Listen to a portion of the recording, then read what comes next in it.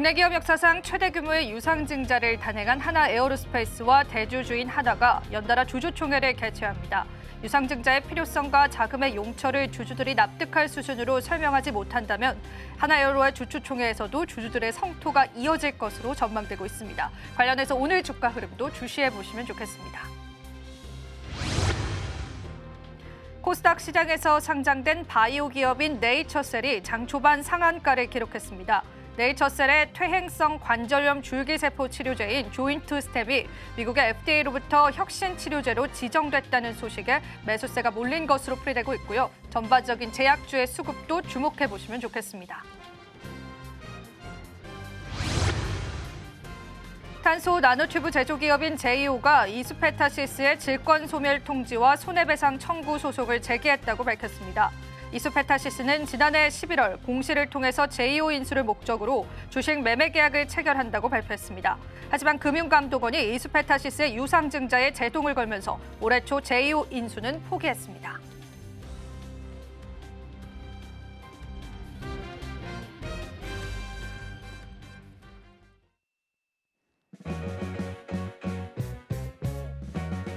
시청자 여러분 안녕하세요. 마켓 쇼쇼쇼 진행을 맡은 이지영입니다. 자, 오늘 국내 증시는 어느 정도의 변동성에 포착을 했죠.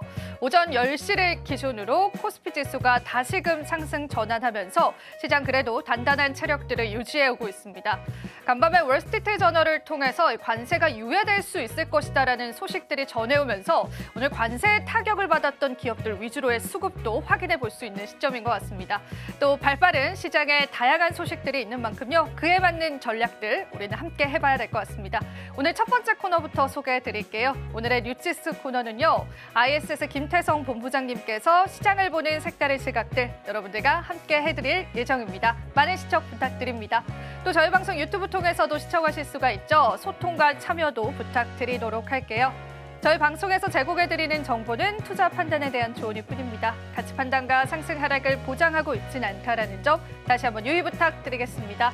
자, 그럼 마감 시장까지 저희와 함께 꼼꼼한 전략들 한번 챙겨보시죠. 마켓 쇼쇼쇼 출발합니다.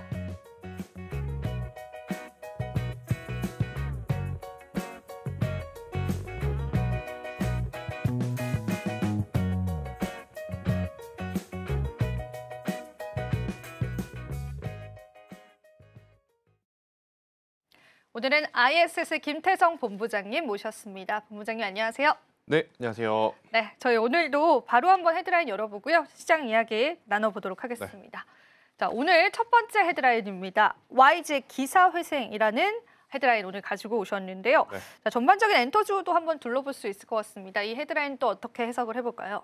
일단 가장 중요한 것은 지금 우리나라 증시에 굉장히 많은 대내의 변수가 있거든요. 특히나 이번 주 같은 경우에는 우리나라는 자체적으로 정치적인 정책적인 이슈도 있을 뿐더러 공매도에 대한 이야기도 꼭 한번 하고 넘어가야 되는 상황 속에 여전히 미국과 중국의 눈치를 바라보고 있는 상황이에요. 여기서 지금 관세 무풍지대라고 불리우는 쪽이 여전히 지금 지수가 좋지 않을 때 오히려 방어주의 성격을 띠면서 좋은 모습을 좀 보이고 있어서 저는 엔터주들만큼은 지금도 마찬가지지만 중장기적으로 좀 볼 수 있는 요소들이 많지 않을까라는 의견을 드리며 오늘 이제 엔터주에 대한 이야기들을 좀 해보려 할 텐데 일단 지난 4분기만 하더라도 엔터주들을 바라보는 시각은 좋지 않았었습니다. 왜냐하면 엔터주의 가장 큰 형님이라고 보여지는 JYP 엔터가 주가의 부침이 조금 심했었기 때문에 그런데 이제 해가 바뀌면서 반등이 슬슬 나오기 시작을 하죠. 그러면서 실적에 대한 기대치를 굉장히 높여 잡았지만 우리가 생각한 것보다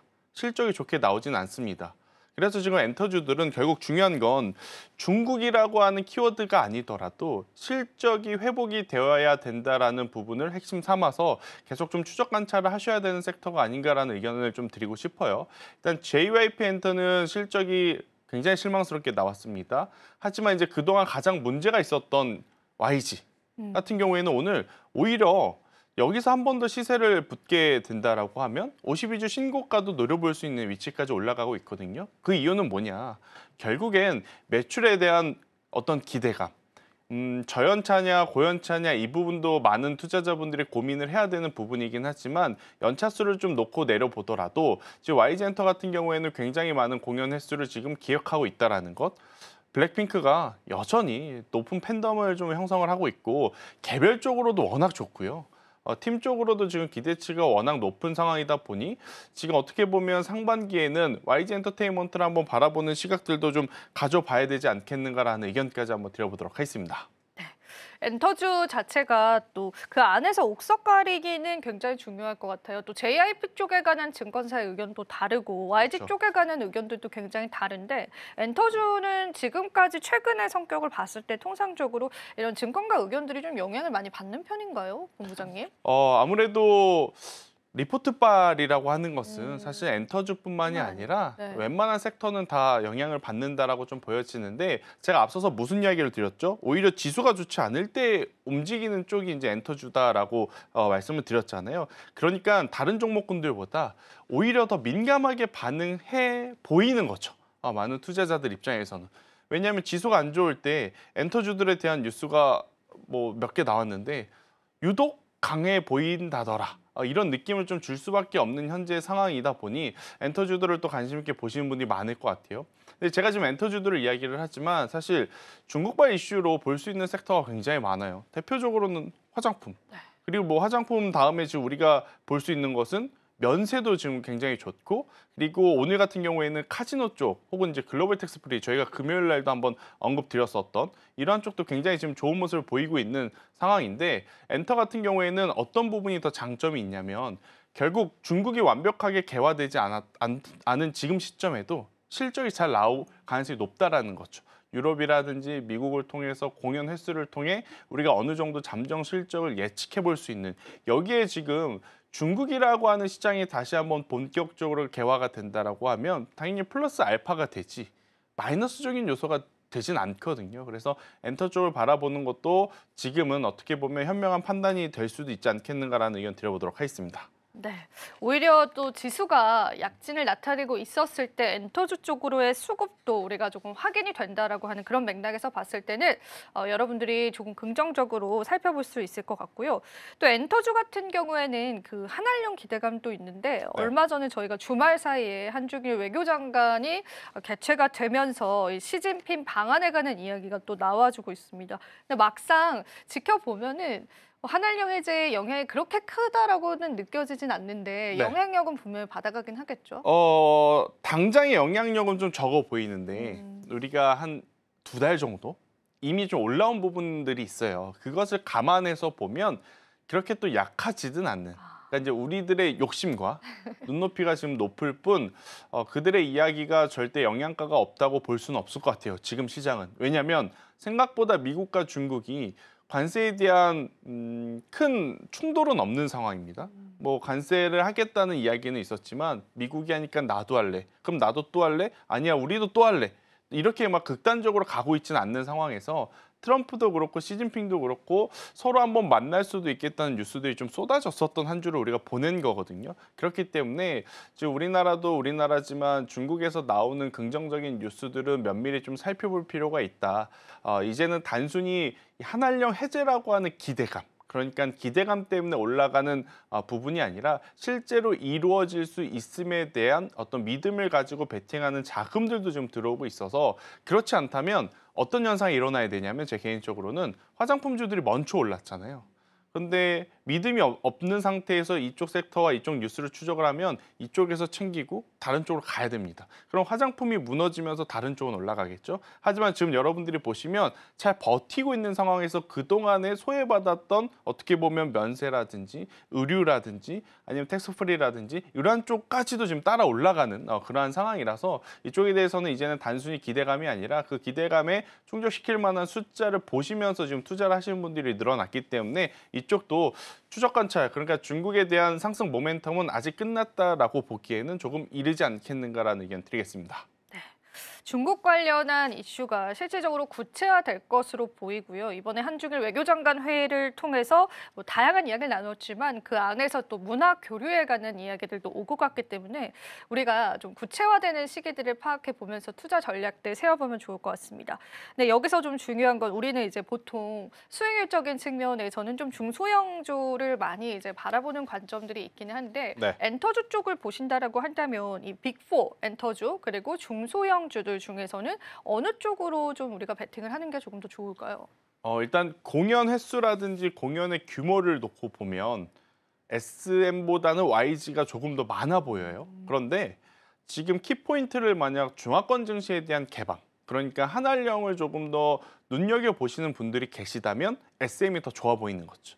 그리고 이제 앵커님께서 이야기하셨다시피 나는 변동성적인 측면을 고려해서 엔터 빅4를 노려야 되느냐 아니면 그 외적인 부분을 노려야 되느냐라고 고민하신 분들에게는 또 DOU라고 하는 회사도 지금은 한 번 더 좀 체크를 해볼 수 있는 시기라서 이건 제가 순위를 정해드린다라기보단 시청자분들이 본인의 포트에 맞는 종목을 좀 체크를 해놔야 될 것 같아요. 예를 들어 나는 중국에 대한 개방을 좀 생각을 해서 이미 포트에 컨텐츠주 혹은 의류주를 가지고 있다면 SM보다는 YG가 조금 더 나올 수 있다는 거고 나는 아직까지 중국의 개방에 대한 관련주를 포트에 넣지 못했다면 오히려 SM이 더 나올 수 있겠다. 그리고 내가 포트를 열어봤더니 삼성전자, 삼성바이오로직스, 알테오젠 이렇게 대형주만 있다면 DOU를 한번 편입을 해보는 것도 지금은 굉장히 어떤 좋은 투자의 포인트가 될 수 있겠다는 의견 드리겠습니다.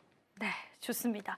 자, 우리가 엔터주에 관한 전반적인 전략들 한번 같이 잡아봤습니다. 두 번째 헤드라인도 바로 한번 이야기를 나눠보겠습니다. 자, 두 번째 헤드라인 바로 한번 열어주시죠. 자, 반도체의 운전대는 어디로? 라는 그런 헤드라인인데 사실 지난주 우리 증시의 주인공은 반도체 주들이었는데 네. 이번에는 또 마이크론 쪽에 관한 악재가 또 간밤에 나오면서 또 오늘 그 조정이 나오는 건지 아니면 우리가 과연 어떤 방향성을 잡고 가야 하는지 이게 이렇게 빨리 끝날 만한 그런 상승이었나? 그런 생각이 들기도 하고 어떻게 보세요? 미국의 어떤 변동성은 사실 절대적인 변동성 수치로만 놓고 보면 아마 아침에 깜짝 놀라셨을 것 같아요. 왜 이렇게 많이 빠졌지? 하지만 이제 변동성적인 측면, 그러니까 추가적인 것까지 생각을 해봤었을 땐 지난주 주 막판은 뭐였냐면 미국의 선물 옵션 동시 만기였기 때문에 충분히 더 과하게 위아래로 흔들어 움직일 수 있는 그러한 상황이라서요. 더 중요한 건 오늘일 것 같습니다. 만약에 오늘 마이크론이 생각보다 더 빠르게 회복을 한다면 지난주 주 후반부에 나타났었던 어떤 흐름들은 단순히 선물 옵션 동시 만기 때문에 나타난 해프닝이다라고 해석을 하시면 될 것 같고요. 그리고 이제 오늘 만약 굉장히 또 강하게 치고 올라간다면 전 삼성전자, SK하이닉스는 물론 반도체 소부장주들 한 번 더 보셔야 될 때가 아닌가 싶어요. 그런데 많은 투자자분들이 제가 이야기한 대로 지난주 마이크론에 대한 어떤 주가의 변동성을 본질적인 문제라기보다는 수급적으로 이해를 하고 계시는 것 같아요. 그걸 뭘 보면 알 수 있겠느냐? 만약 마이크론이 8% 떨어졌다면 일반적인 시장이었다면 오늘 반도체 소부장주들 다 눈물을 흘리고 있었어야 됐습니다. 그런데 여러분들 반도체 소부장주들 흐름 보면 오히려 반도체 IT 투톱보다 더 좋은 모습들을 보이는 기업들 굉장히 많거든요. 그걸 보면 지금 당장의 어떤 수급적인 변동성은 지난주에 너무 가파르게 올라왔기 때문에 잠시 나타날 수는 있어도 저는 중장기적으로는 반도체 IT에 대해서는 긍정적으로 보시는 게 훨씬 더 맞지 않겠는가라는 의견까지 한번 드려보도록 하겠습니다. 네. 사실 마이크론 하락하는 거 보고 많이들 놀라셨을 텐데 뭐 반도체 투톱이 하락은 하고 있지만은 그 하락폭이 1.3% 내외이기 때문에 그런 부분들도 일각에서는 굉장히 견제하게 좀 지켜주고 있다라고 보여지고요. 그런데 이제 여기서 마이크론이 하락을 했던 이유는 그 마진율적인 측면이었단 말입니다. 네. 그 기존 디램에 관해서 이 부분이 해결이 되지 않으면 계속되는 악재 먹구름이 끼었다라고 볼 수도 있지 않을까요, 본부장님? 일단 마이크론이 하락한 이유는 앞서 앵커님께서 이야기하셨던 향후의 가이던스에 대한 불확신이 첫 번째. 그리고 두 번째로는 외국계 리포트 쪽에서 굉장히 상반되는 혼재되는 좀 뉴스들이 나왔어요. 그러니까 모건 스탠리는 긍정적인 하지만 목표가를 하향. CT 같은 경우에는 괜찮으나 목표가는 하향과 셀 이야기를 한 거죠. 그러니까 공통적인 이유는 이겁니다. 지금 당장 주가가 떨어질 만한 요소는 없어요. 하지만 중장기적으로 만약 앞서 이야기 주셨던 디램의 가격이 회복하지 못한다면 조금은 위험할 수도 있겠다. 조금은 고평가 논란, 조금은 지금의 밸류가 높을 수도 있겠다라는 게 그 리포트들의 골자였거든요. 여기서 이제 팩트는 뭐냐면 지금 당장 우리가 걱정할 요소는 아니다라는 게 일단 첫 번째 팩트. 두 번째, 디램의 가격은요. 한번 고정되는 것이 아니라 계속해서 전방 수요에 따라서 변할 수 있기 때문에 미리 고민하실 필요는 없을 것 같다라는 의견 한번 드리고 싶어요. 지금 결국엔 수요적인 측면에서 가장 중요한 어떤 키를 쥐고 있는 쪽은 중국입니다. 어찌되었든. 근데 중국에선 PC에 대한 수요도 모바일에 대한 수요도 굉장히 좋은 상황을 좀 보이고 있는 상황이기 때문에 마이크론에 대한 어떤 부정적인 리포트는 조금은 더 지속 관찰해 볼 필요는 있을 것 같고, 이게 만약 정말 중요한 어떤 펀더멘털을 흔들 만한 이슈였다면 오늘 삼성전자, SK하이닉스는요 다시 예전으로 돌아갔어야 됐는데 그러지 않았다라는 것을 좀 감안을 해서 보면 저는 당분간은 조정은 곧 매수의 기회로 보는 게 우리나라 반도체 IT를 바라보는 가장 중요한 전략이 될 수 있겠다는 의견 드리겠습니다. 삼성전자가 그래도 6만 전자를 유지해주고 있는 모습들이 확인이 되는데요. 한 가지만 더 여쭙겠습니다. 네, 외국인 수급 관련해서 이제 사실 제가 지난 금요일 장 마감하고 딱 집계를 봤을 때는 매도였거든요. 근데 이제 다시 몇 시간 뒤에 확인해 보니까 또 순매수가 많이 들어왔습니다. 지금은 일단 팔고 있는 모습이 포착이 되고 있긴 한데 삼성전자나 하이닉스 쪽에 관한 외국인의 매수 기조도 계속 이어질 것이다라고 보실까요? 저는 충분히 더 길게 보셔도 괜찮다 싶어요. 왜냐하면 외국인들의 어떤 기조가 변화했었던 딱 중요한 날은 3월 17일 날부터였거든요. 3월 17일 날 외국인들의 대량 매수가 삼성전자에 이제 몰리면서 월, 화, 수, 목, 금 5일 내내 외국인들의 이제 수급이 강하게 붙어졌고, 그리고 이제 우리보다 소식을 사실 한 발 더 앞서 알고 있다고 생각을 하지 않습니까? 외국인들이 불안하다고 엮였으면 금요일 날 마지막에 딱 봤을 때도 매수가 아니라 매도 우위였었을 거예요. 그런데 이제 그들이 보기에 지금의 삼성전자는 저 먼 나라 미국에서 이게 비싸네 마네 사야 된다, 뭐 팔아야 된다 말이 많아도 삼성전자, SK하이닉스는 지금의 밸류는 낮다. 뭐 이렇게 평가를 받는 것 같아요. 그래서 조금은 더 매수세가 들어오는 시기는 보여질 것이다. 대신에 오늘 조정이 나온다고 하더라도 오늘 이제 매도세가 일시적으로 나온다 하더라도 연속성만 보여주지 않는다면 저는 괜찮다라는 의견 한번 드려보도록 하겠고, 지금 삼성전자는 중요한 뉴스가 이제 두 가지가 있을 거예요. 결국에는 HBM 이제 양산 시점, 그러니까 HBM3E에 대한 NVIDIA 쪽으로의 양산 시점, 이게 이제 본격화되어 주는 그런 뉴스가 한 번 더 나와야 될 것 같고, 두 번째로는 뭐냐면 뭐 파운드리 이쪽도 이쪽이지만 DDR7에 대한 지금 시선들이 굉장히 높거든요. 그래서 이제 DDR7 관련한 어떤 양산 일정이라든지 스펙들이 좀 나오게 된다면 한 번 더 올라갈 가능성이 높지 않겠는가라는 의견 드리겠습니다. 네, 좋습니다. 자, 이렇게 해서 저희가 또 반도체 관련된 헤드라인도 여러분들과 함께 이야기를 나눠봤습니다. 자, 헤드라인은 여기서 한번 마무리해보고요. 은혜로운 섹터 이어지는데요. 오늘은 어떤 내용들 준비했는지 이야기를 나눠보겠습니다. 먼저 첫 번째로는 이제 로보티즈의 물적 분할 관련한 이야기 준비를 했고요. 그리고 우리 트럼프 수혜 기대감을 가지고 있는 휴니드에 관한 주가 흐름들 저희와 함께 살펴보시면 좋겠습니다. 자, 시장 한번 살펴보고 오시죠. 은혜로운 섹터 이어집니다.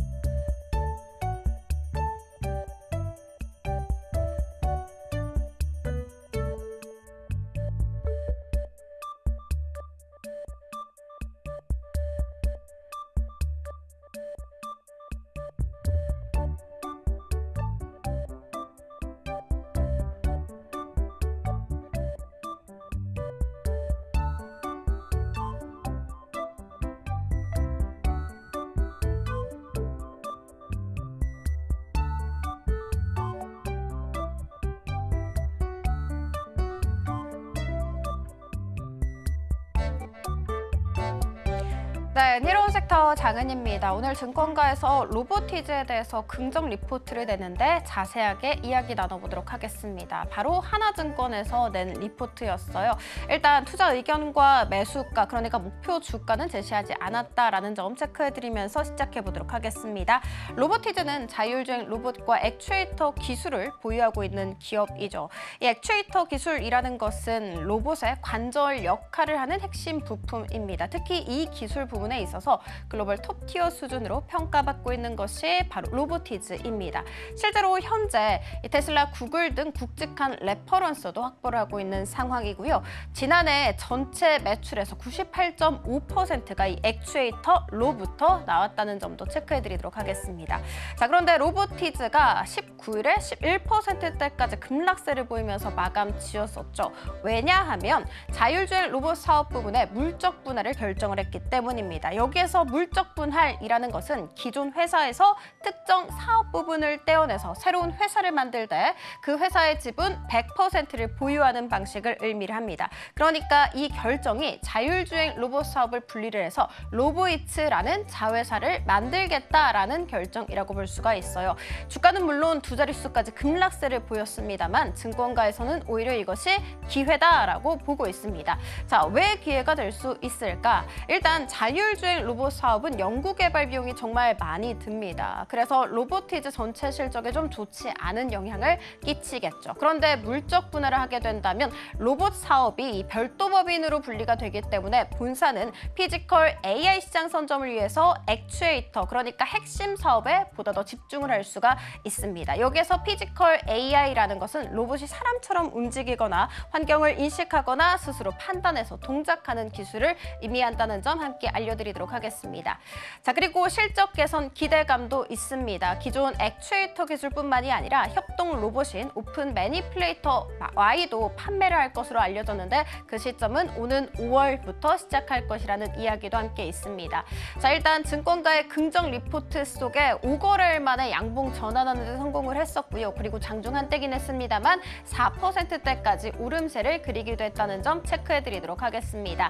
자, 두 번째 이슈 살펴보도록 하겠습니다. 미국의 트럼프가 차세대 최첨단 전투기 사업자로 보잉을 선정했다라는 소식이 들어왔었죠. 5세대 전투기를 이을 6세대 전투기의 명칭은 F-47입니다. 왜 F-47이냐라는 질문에 트럼프는 그냥 47이라는 숫자가 아름다워서 라고 답변을 했거든요. 그런데 시장에서는 트럼프가 47대 미국 대통령이기 때문에 47로 명명했다라고 보고 있습니다. 자, 일단 트럼프는 기존보다도 훨씬 더 강력하다라고 평가를 했고 최첨단 스텔스 기술과 기동성까지 갖췄다라고 강조를 했습니다. F-47 개발은 비밀리에 진행이 되어 왔었고 지난 5년 동안 실험용 버전이 시험 비행을 한 것으로 알려졌습니다. 미국의 공군은 F-47을 2030년대 중반부터 실전 배치할 계획도 갖고 있습니다. 가격은 어떻게 될까요? 기존 5세대 전투기보다도 훨씬 더 비쌀 것으로 알려졌습니다. 그때 당시 이게 8천만 달러였거든요. 그런데 이번 전투기 같은 경우에는 수억 달러에 이를 것이라는 전망도 함께 나오고 있습니다. 보잉이 F-47 전투기 개발을 맡았다라는 소식 속에 우리 국내 기업인 휴니드가 또 주목을 받고 있죠. 왜냐하면 휴니드는 보잉을 2대 주주로 둔 기업이기 때문입니다. 보잉이 휴니드의 지분 11.7%가량을 보유하고 있다는 점 체크해드리면서 그리고 2006년에 휴니드는 보잉으로부터 2천만 달러 투자 유치를 받는 데 성공을 했다는 점도 함께 알려드리도록 하겠습니다. 보잉이 F-47 프로젝트를 맡게 되면서 연계된 기업들도 수혜받을 것이다 라는 기대감이 한껏 올려지고 있고요. 핵심 파트너로 꼽히고 있는 휴니드 같은 경우에는 장중한 때 상한가를 터치하는 데 성공을 하기도 했습니다. 지금 현재는 상한가가 조금 풀린 모습이긴 합니다만 여전히 상한가 부근에서 거래가 되고 있는 현재입니다. 자, 그리고 국내 테마 탑3로 들어가 보도록 하겠습니다. 자동차입니다. 현대차, 기아의 올해 미국 누적 판매가 3천만 대를 돌파할 수 있을 것이라는 전망 나왔습니다. 자, 그리고 미국의 트럼프가 관세 정책과 관련해서 유연성이라는 단어를 재차 언급한 건 역시도 자동차의 상승 재료가 됐습니다. 현대차와 기아 같은 경우에는 4에서 5% 가깝게 상승세를 그리기도 했고요. 화신 같은 경우에는 두 자릿수 강한 슈팅이 나오기도 했습니다. 중국 소비로 넘어가 보도록 할게요. 중국의 한한령 해제 기대감이 지속적으로 모이고 있습니다. 엔터 영상 콘텐츠 그리고 여행과 관련된 섹터들이 상승세 보여주고 있는데 한중 외교 회담에서 중국 미국 측이 한국의 정치 상황이 어떻게 됐든 설린 우호 관계를 견제하겠다라는 입장을 밝혔다는 점 디테일하게 알려드리면서 이 세 종목 모두 다 오늘 장중한테 5% 안팎의 상승세를 그리기도 했습니다. 자, 그리고 마지막은 반도체입니다. 주말 사이 미국 시장에서 마이크론 테크놀로지가 8% 넘게 급락세를 보이면서 장이 마감됐었죠. 실적에 대한 좀 실망감 때문이었습니다. 왜냐하면 지난 분기 이익률이 37.9%를 기록을 했었는데 월가의 예상치가 38.4%였습니다. 예상치보다도 하회했죠. 그렇기 때문에 마이크론 테크놀로지가 좀 약세를 그렸고 그 흐름 그대로 이어받아 가게 되면서 SK 하이닉스가 장중한테 6% 넘게 떨어지기도 했거든요. 그런데 지금 현재는 낙폭을 많이 줄이고 있는 상황. 삼성전자 같은 경우에는 1%대 내림세를 보이고 있는 상황이고요. 한미반도체는 한때지만 3% 넘게 약세를 그리기도 했습니다. 자, 지금까지 은혜로운 섹터 함께 살펴봤습니다. 이어지는 오이슈 시간에는 유상증자에 대해서 이야기 나눠볼까 합니다. 삼성 SDI와 한화 에어로스페이스 그리고 코어라인 소프트 등의 기업들이 깜짝 유상증자를 발표를 하고 있죠. 여기에 대해서 우리는 어떻게 해석을 해야 될까 궁금하실 텐데요. 다음 코너에서 다뤄드리도록 할 테니까 다음 코너도 기대하쇼쇼쇼.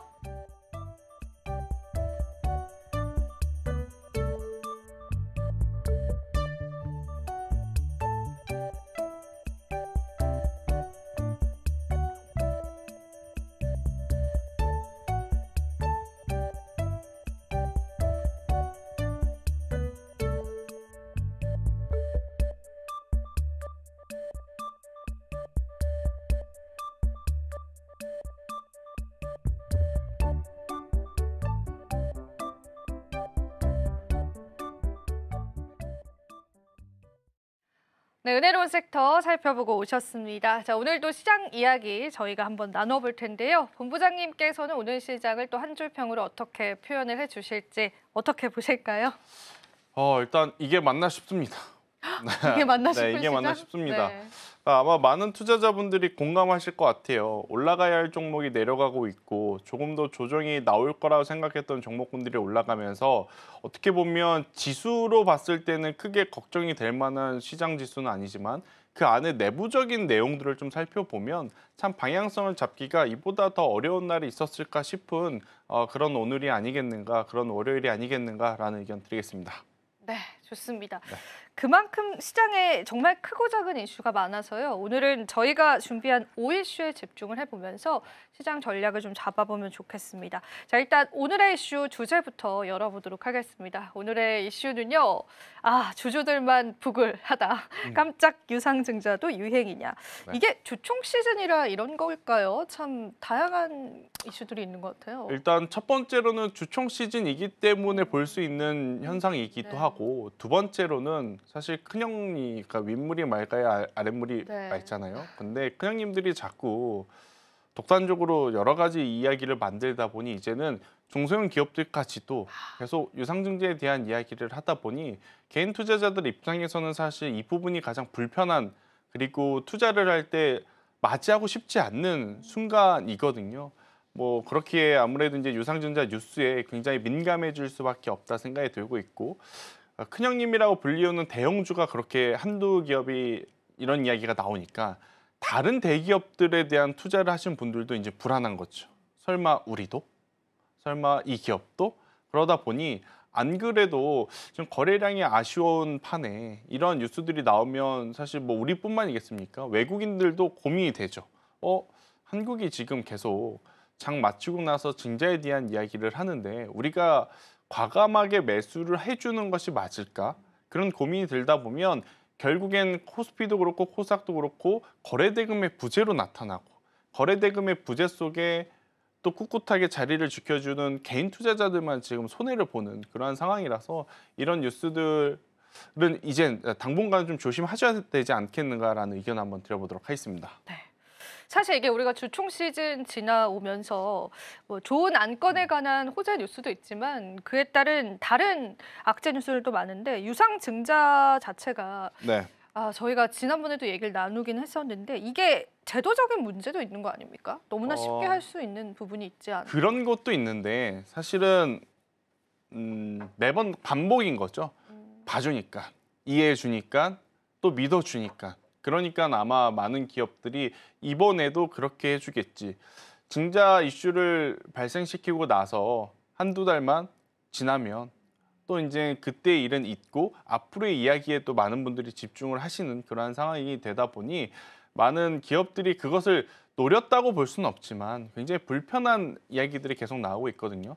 회사가 돈을 이제 만들면 있어서 여러 가지 방법이 있습니다. 가장 쉬운 방법은 뭐냐면 우리도 마찬가지잖아요. 지인들한테 돈 빌리는 것보다 그래도 가장 쉬운 방법은 은행에 가서 정정당당하게 내가 이자 얼마 낼 테니 얼마를 빌려다오 대출을 하는 방법이 있어요. 그건 개인뿐만 아니라 사업체도 마찬가지입니다. 근데 이제 이 방법이 조금은 어렵다? 그러면 두 번째 무슨 방법이 있냐면 대기업들은 계열사가 한두 개입니까? 엄청나게 많습니다. 삼성만 하더라도 여러분들 HTS, MTS에 돋보기 누른 다음에 삼성 치잖아요. 계열사 많이 나와요. 한화 치면 한화도 많이 나옵니다. 두산 치면 두산도 많이 나오고요. 그럼 계열사에게 나 지금 힘드니까 얼마 빌려줘. 이 방법도 있습니다. 그런데 지금 가장 문제가 되는 건 이런 앞선 방법들이 있음에도 불구하고 우리가 지금 앞으로 사업을 하려고 하니 주주들에게 자꾸 이제 돈을 달라는 건 이건 안 좋다라는 거죠. 더욱이 지금 삼성 SDI의 2조와 하나 에어로스페이스의 이제 3조 조단입니다. 네. 물론 이제 하나 에어로스페이스 같은 경우에는 그만큼 벌고 있음에도 불구하고 달라고 한 거고 삼성 SDI는 지금 당장 벌진 못해도 지갑에 지금 엄청나게 많은 현금이 있다는 것을 주주들이 알고 있는 상황에서도 우리 개인 소액 주주들한테 돈을 달라고 하는 방법들이 저는 참 잘못됐다라는 생각이 들어요. 그래서 지금 또 삼성 SDI와 하나 에어로스페이스 또 이런 기업들만 그런 게 아니라 또 코어라인 소프트테크와 같은 중소형 기업들도 시가총액도 그렇게 높지 않은데 유상증자를 300억을 해버립니다. 그러면 당연히 뭐 하한가 근처까지 갈 수밖에 없는 주가의 변동성은 나오는 상황. 더욱이 이제 가장 문제가 되는 건 뭐냐면 한화 지난주에 제가 한번 이야기를 드렸지만 과거에 한화 시스템이 1조 2천억 유상증자를 먼저 단행을 한 적이 있어요. 근데 그때 어디에 얼마 쓰고 어디에 얼마 쓰고 하겠다라고 했지만 그게 지켜진 게 없었습니다. 그런데 하나 에어로스페이스 같은 경우에는 불과 지난주에 유상증자 나오니까 많은 분들이 너무한 것 아니야? 그렇게 불신을 내보이다가도 자사주 매입 뉴스 하나에 다시금 이렇게 러브콜을 보내주니까 기업 입장에서는 굉장히 뭐 괜찮은 방법 중에 하나다라고 인식이 되는 것 같아요. 우리가 하루 이틀 욕먹어도 자사주 매입 일정 부분만 해주면 또 주주분들은 그걸 믿어주고 따라오니 이런 것들이 저는 관행이 돼서 조금은 이제 속상하다. 개인 투자자 입장에서 이제 살펴보면 그래서 이러한 유상증자가 나오는 시즌이 될 수밖에 없는 현재 시점에 보유하고 있는 종목군들 중 결국엔 실적에 대한 이야기를 안 할 수밖에 없습니다. 그래서 실적이 좋은 기업은 중장기적으로 투자가 가능한데 이렇게 실적이 불확실성 있는 기업들은 중간중간에 이런 노이즈가 얼마나 많겠습니까? 그래서 이런 부분들을 좀 체크를 하고 여러분들의 포트폴리오를 다시 한번 리뷰를 좀 해볼 때가 아닌가라는 의견 드려보도록 하겠습니다. 네, 이 자사주 매입이라는 방식을 선택해서 주주 달래기를 나서고 있습니다. 사실 우리 또 주주분들께서도 그 자사주 매입에 어느 정도는 그간의 또 분노 자체가 좀 사그라드는 그런 분위기들도 연출이 맞아요. 되는데 이게 참 우리도 어떻게 투자 입장을 좀 잡아야 할지도 좀 애매한 부분들이 있는데 유상증자 관련해서 앞서서도 저희가 한 5개 기업을 짚어드렸는데 이 기업들이 이렇게 유상증자를 계속 하게 된다면 결과적으로 우리나라 국내 증시에 관한 악재가 있는 건 아닐까? 그런 생각이 좀 들긴 하는데요. 네, 이미 코리아 디스카운트 중에 하나로 자리가 잡혀 있는 거죠. 그러니까 이번뿐만이 아니라 꽤 오래전부터 계속 우리나라 시장의 여러 가지 리스크 요인 중에 이 유상증자라고 하는 것은 제법 오래전부터 안 좋다라고 이제 평가를 받아왔던 상황이에요. 이게 그리고 왜 기업 입장에서는 좋고 주주들 입장에서 안 좋냐면 결국엔 자본을 확충함에 있어서 계열사에 빌리거나 담보를 해서 빌리거나 은행에 담보대출할 때 이자를 내야 되잖아요. 근데 주주들한테 빌리면 그게 없습니다. 그러니까 편한 거네요. 회사 입장에서는 가장 편하게 어떻게 보면 반강제적으로 집행을 할 수 있으니까 조금은 쉬운 방법으로 자본을 확충할 수 있다는 장점이 있다는 거고 주주 입장에서는 또 신주가 발행이 되잖아요. 회사의 규모는 그대로인데 신주가 발행이 되면 또 주주의 가치가 그 발행한 수만큼 내려가니까 아무래도 이제 가치가 또 희석되는 또 일들이 있다 보니 주주들에게는 안 좋고 기업 입장에서는 편하고 그래서 이제 많이들 이제 선택을 하는 상황인 것 같아요. 그래서 저는 이렇게 증자가 나온 기업들은 단발적으로 나도 그럼 지금이라도 사볼까라는 마음이 들겠지만 조금은 멀리 하시는 게 맞지 않을까? 저는 그런 이야기를 좀 드리고 싶습니다. 사실 증자 때 하락을 네. 이제 만약에 시장의 모멘텀이 살아 있다면 뭐 매수의 기회로 보자 이런 의견도 시장에 있기는 있습니다. 그렇죠. 근데 그런 것과는 이제 반대 어, 의견이시라는 거죠. 하나 에어로스페이스는 아마 그런 마음도 있을 거예요. 사고 싶었는데 못 샀다. 그런데 지금 수주 잔고가 떨어진 거냐? 아니다. 여전히 우리나라 방산주들에 대한 수요는 높은데 일단 내부적으로 상법 개정안을 앞두고 나온 어떤 유상증자로 인해서 센티멘탈 때문에 주가가 빠져 있으니 매수를 해야겠다. 이런 것은 저는 그래도 한번 노려볼 만한 것 같아요. 그런데 반대로 여전히 본업에서도 지금 회복세가 없는 상황에서 과연 주주들한테 받은 돈을 설비 투자하는 데만 쓸까? 부채를 갚는 데 쓰진 않을까? 그런 상황에 놓여져 있는 기업들은 저는 오히려 공격적으로 이제 낮은 위치에서 매수를 하시는 것보다는 조금은 더 지켜보셔야 되는 것이 아닌가라는 의견을 한번 드려보도록 하겠습니다. 그래도 그 안에서 또 매수의 기회가 될 수 있을까에 관해서 고민을 많이 하셨을 텐데 또 웬만한 기업들은 유상 증자를 큰 폭으로 단행을 했다면 일단은 좀 멀리하는 전략들이 맞을 것 같고요. 그리고 이제 또 만약에 이 증자를 하면서 이제 재무의 계획을 발표하잖아요. 네. 근데 그걸 지키지 않을 시에는 제재는 없는 걸까요? 없습니다. 야, 네, 없어요. 그게 이제 가장 큰 문제인 거죠. 지금 코어라인 소프트테크와 같은 기업을 보면 시가총액이 800억입니다. 그런데 증자를 300억을 해요. 그냥 자기들 돈으로 사업할 마음이 없다는 거죠. 자, 근데 여기서 우리가 증자에 대한 규모도 이렇게 좀 잘 체크를 해봐야 되는데 가장 중요한 것은 주주들한테 받은 돈을 가지고 과연 어떤 방향성으로 이제 돈을 쓸 거냐 이것도 이제 중요하거든요. 자, 하나 에어로스페이스 같은 경우에는 뭐 시설 확충하는 데는 얼마 써야 된다 그러고 또 이제 다른 데 투자한다고 또 얼마 써야 된다고 뭐 여러 가지가 나왔어요. 하지만 제가 앞서서도 한번 언급드렸듯이 하나 시스템처럼 쓴다고 했는데 안 쓴 부분은 제재 대상이 안 됩니다.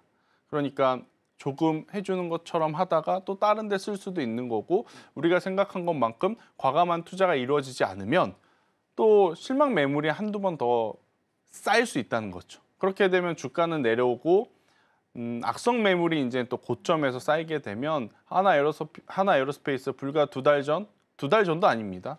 2주 전만 하더라도 국민주였는데 한순간에 또 개미부덤이라는 또 오명까지도 얹어 쓸 수 있는 그러한 상황이라서 일단 증자가 나온 기업들은 저는 조금은 더 멀리 내다보셨을 때 객관적으로 판단을 하는 그 시간이 좀 필요하다는 생각이 들어요. 그래서 관망을 하는 게 더 맞지 않겠는가. 그리고 보유를 하고 계시다면 일정 부분은 반드시 비중을 좀 줄여야 된다라는 의견 드리겠습니다. 네.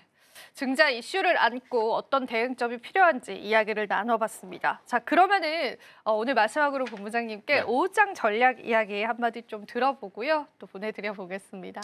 네, 일단 뭐 크게 걱정하실 필요는 없을 것 같아요. 제가 왜 이 이야기를 드리냐면 삼성전자와 SK하이닉스가 밀림에도 불구하고 어디가 살아있냐? 자동차가 살아있습니다. 맞습니다. 자동차라는 섹터의 어떤 뜻을 좀 고민해 볼 필요가 있어요. 네. 경기 민감 섹터입니다. 네. 그리고 관세에도 굉장히 민감하게 반응한 섹터임에도 불구하고 오늘 자동차주들이 강하다라는 것은 시장에서는 트럼프 관세 이야기에 조금은 어떤 완화한 그런 제스처를 기대하고 있고 완화된 내용들이 나올 것이다라고 판단을 한 것 같아요. 그래서 삼성전자와 SK하이닉스 같은 경우에는 지난주에 너무 가파르게 올라온 부분에 따른 잠시 쉬어가기 또 그 쉬어가기 동안 시장이 무너지는 것이 아니라 자동차 쪽 한쪽이 잘 버텨주고 있는 상황이라 저는 오늘 오후장에 반도체를 노리시는 분들이 계시다면 반도체 쪽은 종가에 한번 베팅해 보시는 게 좋다. 특히나 저는 뭐 HBM도 HBM이지만 전공정 관련주들 한번 살펴보시는 게 좋을 것 같고요. 제가 지난주에 나와서 주성 엔지니어링과 같은 기업들을 많이 말씀드렸다면 오늘 여러분들이 한번 전공정 쪽에선 뭐 넥스틴이라든지 뭐 PSK라든지 뭐 유진테크라든지 이러한 기업들 한번 보시는 것도 괜찮은 지금 상황이 아닐까라는 의견 드리겠습니다. 네, 좋습니다. 자, 오늘도 본부장님과 다양한 이야기 나눠봤습니다. 오늘도 도움 말씀 고맙습니다.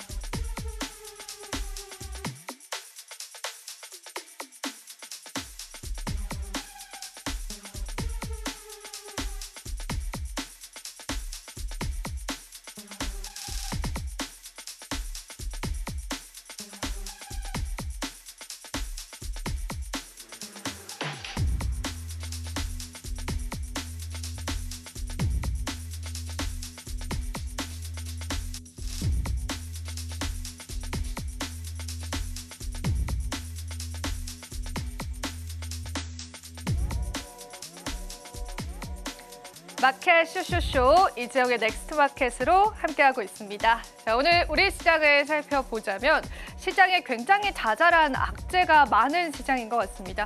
앞서서도 저희가 유상 증자 관련한 기업에 관한 이야기를 드렸는데요. 오늘 같은 경우에는 상장 폐지 위험에 놓인 기업에 관해서 한번 브리핑을 준비해봤습니다. 제가 넥스트 마켓 통해서 매번 이 주총 시즌에 주목해봐야 할 기업들에 관한 브리핑을 드리잖아요. 주총 시즌은 주총 시즌이라고 쓰고 상패 시즌이라고 읽기도 합니다. 어떤 기업들이 위기에 놓였었는지 저희와 함께 살펴보도록 하죠. 자, 지금 사실은 현재 21개의 기업이요. 감사보고서 제출 이후에 의견 거절이라는 답변을 받고요. 정리매매 들어가기 직전에 거래 정지가 되고 있는 상황입니다. 아주 많은 기업들이 오늘 거래가 안 되실 겁니다. 그런데 이 거래 정지 기간이 무려 1년 동안 지속이 되고요. 기업의 입장에서는 이의 제기를 할 수 있지만 그렇다고 해서 거래가 재개되는 건 아닙니다. 그런데 여기서 우리가 알고 있는 기업들이 있다라는 게 정말 뼈아픈 사실인 것 같습니다. 우리가 기업을 선별할 때 어떤 부분들을 눈여겨봐야 하는지 오늘의 브리핑이 도움이 될 것 같고요. 일반적으로 매매 정지가 들어간 이후에는 상장 폐지 절차를 겪게 되고요. 상장 폐지가 확정되게 되면 정리매매 수순에 들어가기 때문에 조주의 입장에서는요. 내가 가진 기업에 관한 주가가 반토막이 아니라 10분의 1의 가치로도 되돌려받지 못하는 상황들이 일어나게 되는 겁니다. 자, 그 논란의 중심에 있는 기업 한번 살펴볼까요? 바로 금양이라는 기업이 될 텐데요. 금양의 주가 차트 보시겠습니다. 일단 3월 6일 날 차트부터 보실 텐데요. 이게 아마 작년 차트일 겁니다. 13만 원을 넘게 상회했었던 금양의 주가가 계속되는 자본 잠식에 관한 우려감들이 나오면서요. 주가의 하락을 겪게 되고 있고요. 계속 저와 함께 차트를 팔로우해 보신다면은 지금 현재 거래 정지가 되어 있는 상황에서 금양의 주가는 9,000원 선에 머물러 있습니다. 만약에 상장 폐지 수순을 받는다면 이 9,000원이라는 가치조차도 여러분들은 돌려받지 못하게 되는 겁니다. 자, 금양은 왜 감사 보고서를 제출을 했는데 이 감사 보고서의 의견이 부적합하다라는 그런 의견을 돌려받았을까요? 바로 작년에 순손실이 1,329억 원에 도달을 했고요. 조금 더 재무적으로 자세히 살펴보자면 유동부채가 유동자산보다 6,300억 원이 더 많았습니다. 정말 쉽게 얘기하자면요. 이 기업이 가지고 있는 자산보다 이 기업의 빚이요. 무려 6천억 원이 넘어갔다라는 겁니다. 하지만 그럼에도 불구하고 주주분들은 희망을 가지고 금양이라는 기업을 매수를 했을 텐데요. 금양 같은 경우에는 이의 제기를 할 것으로 현재 예상이 되고 있지만 거래 정지 상태는 앞서 설명해 드린 것처럼 1년간 지속될 가능성이 있고요.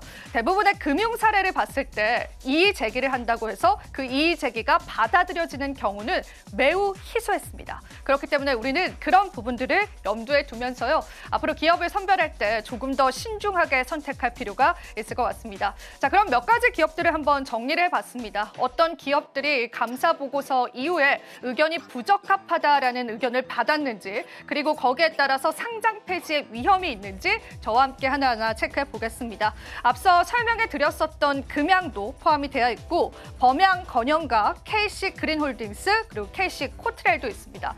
상당히 많은 기업들이 2차 전지 관련주이기도 하고요. 또 코스닥 시장으로 가보자면 이오플로우나 투비소피트 같은 종목군들도 이제 우리가 상장 폐지에 관한 절차를 밟을 것으로 예상되고 있습니다.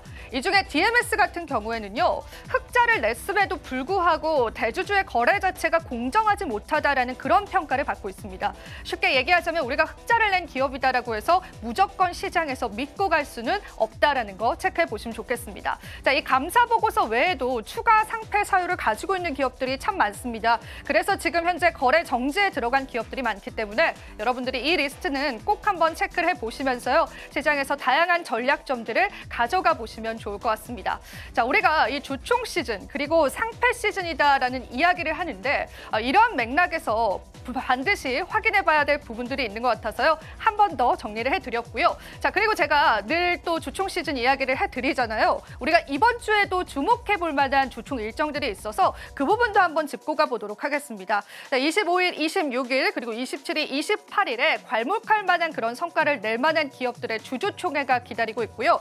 몇 가지로 좀 정리를 해봤는데요. 하나 에어로스페이스 같은 경우에는 저희가 앞서 설명드린 것처럼 유상증자를 하고 나서요. 주주 달래기식의 주주총회를 이어갈 것으로 예상되고 있기 때문에 이때 한번 여러분들 주목해 보셔서 주가의 흐름들 체크해 보시면 좋겠고요. 그리고 또 이번 주에는 대거 금융주들의 주주총회도 예상이 되어 있습니다. 금융주들은 밸류업 공시를 할 가능성이 있기 때문에 그 부분도 여러분들 모멘텀적으로 체크해 보시면 좋겠습니다. 마지막으로 SK하이닉스 같은 경우에도 앞으로 HBM에 관한 청사진 그리고 추가적으로 유리기판 관련한 발언들을 할 가능성이 있다고 하니까요. 이 주주총회 일정들도 살펴보시면 좋으실 것 같습니다.